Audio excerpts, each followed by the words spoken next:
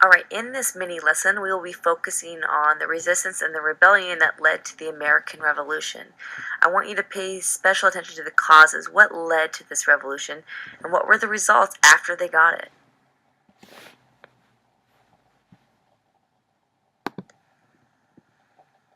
After the French and Indian War, which I remind you is the French and the Indian versus the British, two things happened that affected the colonies.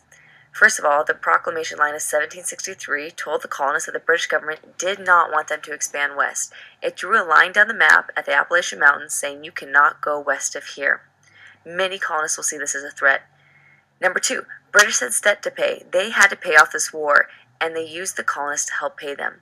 Now, I remind you, this is not something new, the colonists paying taxes. They have paid tax before, but Britain has doubled its national debt and now has to pay it off. And they're going to use a lot of knick-knacky taxes on the British colonists to pay this off. At this time, the British realized they could not stop the colonists from trading with the French, even behind their backs, so they decided to crack down a little. They cracked down on merchants doing business with any French-held territories. They're going to do a few things to make sure that that doesn't happen.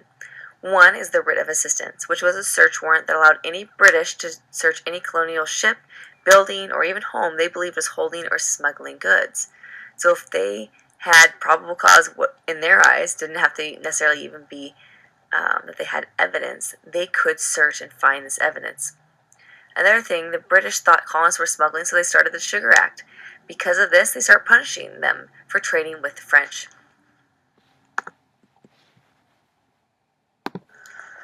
Three results happened because of the Sugar Act imposed by the British on the colonists. First of all, the tax on foreign-made molasses was lowered, hoping that the colonists would pay a lower fee instead of just smuggling.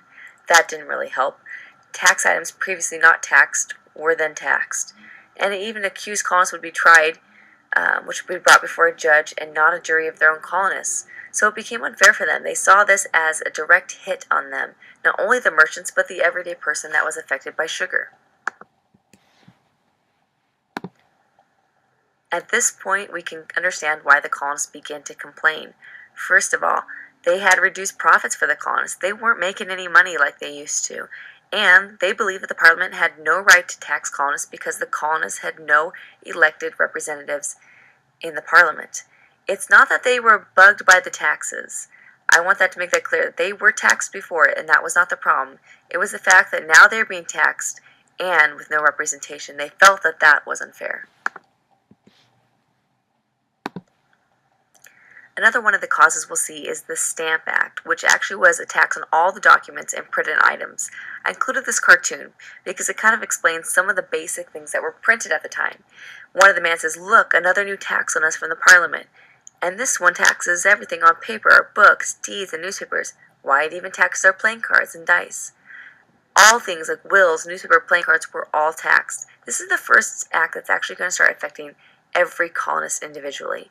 Some of the first previous ones, navigation acts, the sugar acts, and things like that, affected more of the merchants, and this is going to affect the everyday person. So it was the first tax levy that affected colonists directly, every day, and in their everyday life. At this time of injustice, according to the colonists, they're going to organize a secret band of Sons of Liberties, as they call it, which is a resistant group. Some of your most famous are going to come from Boston, but they stated that they had no representation, so Parliament lacked the power to impose laws. They would boycott British goods until the law was repealed, and this was their form of protest against the British government. When the colonists started to protest, Parliament actually attacks back. One of the ways they attacked back was passing the Townshend Act, which taxed all goods that were imported into the colony from Britain. They even imposed a tax on tea, which was the most popular drink in the colonies at the time.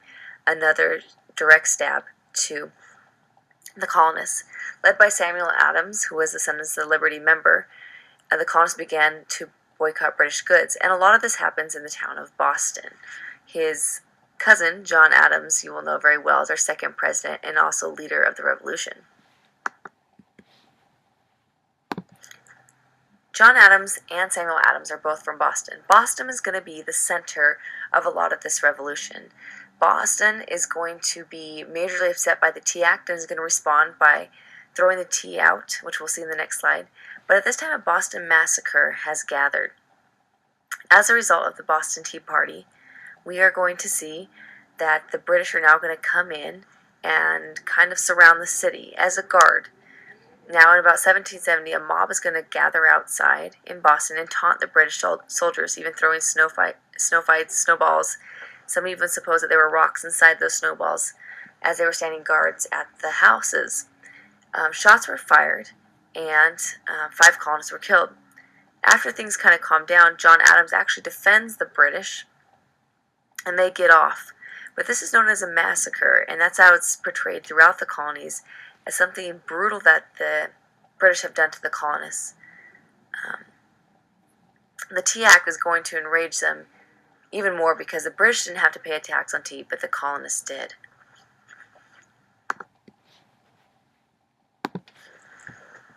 The Tea Act enrages the people, and in the Boston Harbor in the evening of December 16, 1773, a group of these Boston rebels will dress up as Indians, as you see in the pictures, and dump 18,000 pounds of tea into the Boston Harbor as a symbolic gesture that they do not want the tea from the British.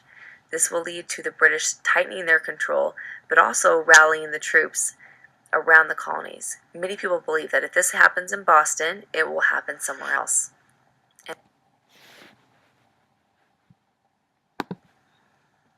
In retaliation to the Boston Massacre and the Boston Tea Party, the Parliament is going to pass a series of laws called the Intolerable Acts.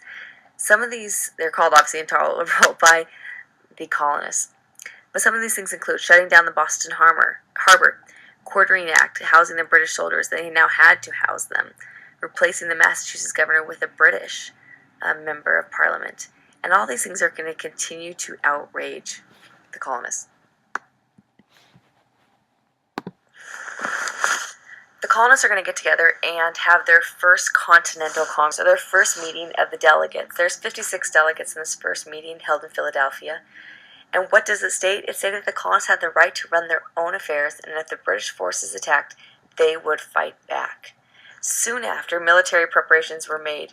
Now, these first military preparations were Minutemen, who could be ready in a minute to attack or defend themselves. This was not a full-blown army at this point.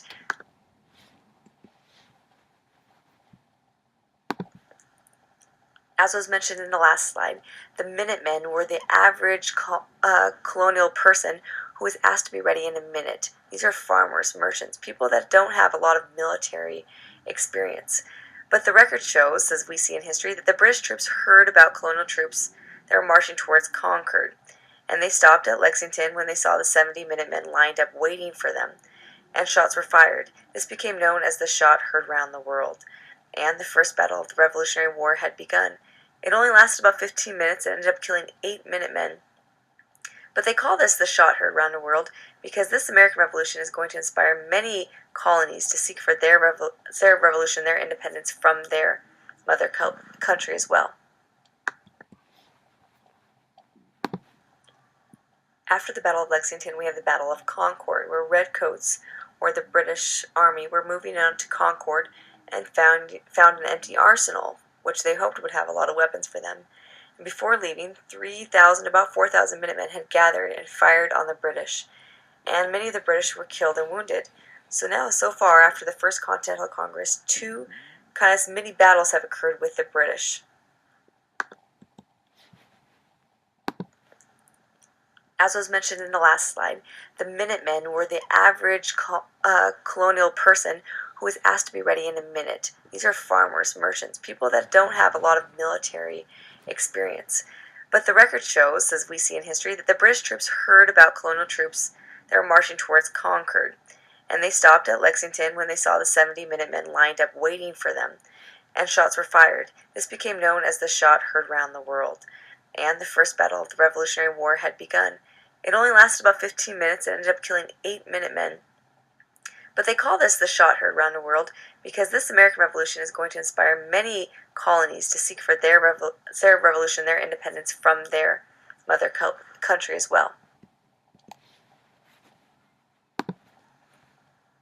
After these first two battles, the Second Continental Congress, or the second meeting of the delegates, was held in 1775 in Philadelphia, and some were calling for independence by this point, but some were also calling for reconciliation with the British, these people being called Loyalists, or Loyalists to the Crown. And despite the difference, the Continental Army at this time was being organized into not just Minutemen, but a semi-army under George Washington as its commander.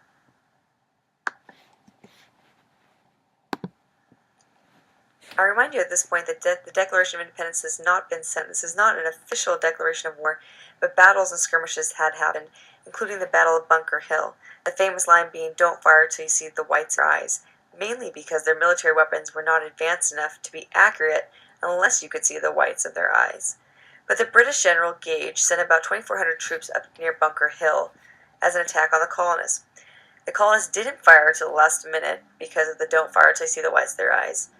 The colonists lost about 450 men, and the British had about 1,000 casualties, and it seems as if it's only inevitable before official war is declared.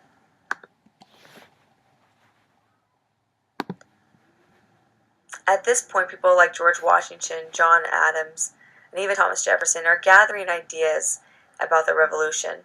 Some of these people that have affected the revolutionary ideas were John Locke, who you see on the left. He believed that people had a right to life, liberty, and property. We'll see the name changes a little there later on in our documents. And he believed that the government didn't keep their end of the deal, neither did we. And because of that, the Americans had a right and a duty to rebel against the English. Thomas Paine, the man featured here on the right, wrote a common sense book where he attacked King George, and he believed independence would give them the opportunity for a better society. This book was widespread throughout the colonies and inspired many of our first forefathers to seek for independence.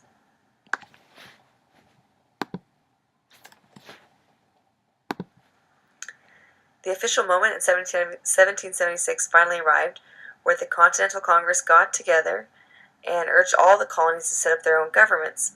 They also encouraged them all to sign the Declaration of Independence, which was written and organized by Thomas Jefferson, also known as the Red-Headed Wonder. He was chosen to prepare the final drafts with the committee and then sign them and send them.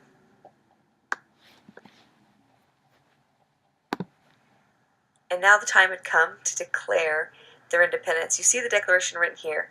Now, about the 4 or 5 lines down is an introduction to the king, explaining their need for life, liberty, and the pursuit of happiness, that they deserve unalienable rights.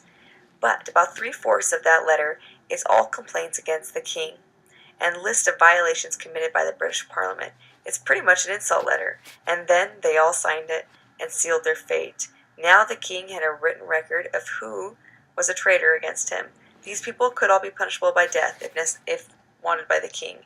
This was signed on July 4th, thus declaring their independence, and now they have to fight for it.